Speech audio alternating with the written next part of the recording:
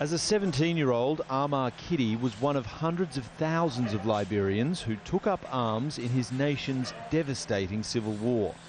Now 22, he swapped his AK-47 for a pair of tweezers and other cosmetic tools as he trains to become a beautician and hopefully put the nightmare of war behind him.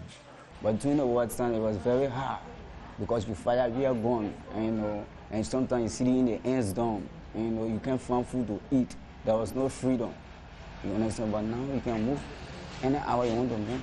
This is part of a UN-led disarmament and rehabilitation program.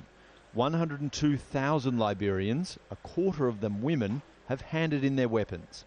82,000 have been trained in a new profession, learning side by side with former enemies where old tensions can occasionally boil over. Sometimes they get very rude and start to shout and want to fight.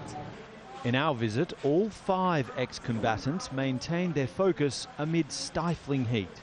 But the real challenge will come after graduation in April: how to find a job in a country with an unofficial unemployment rate of 85%.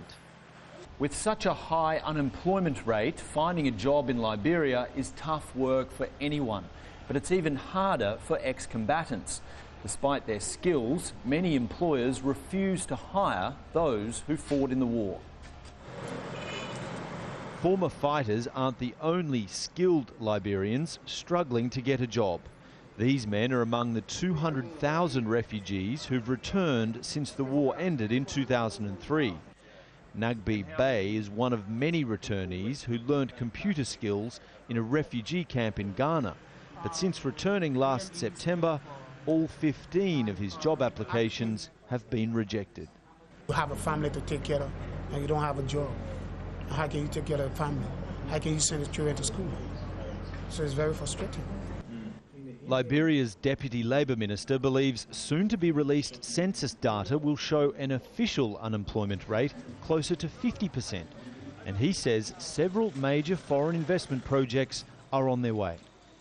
If you have skill in this country, in Liberia, we believe that with time, and in a very, very short time to come, you will be able to utilize your skill to be able to rebuild this country. It's not today, it may not be tomorrow, but it's not going to be a very long time. Peace has provided a chance to rebuild Liberia, but just as idle hands make idle minds, such crippling unemployment creates an uncertain future. Dan Nolan, Al Jazeera, Monrovia, Liberia.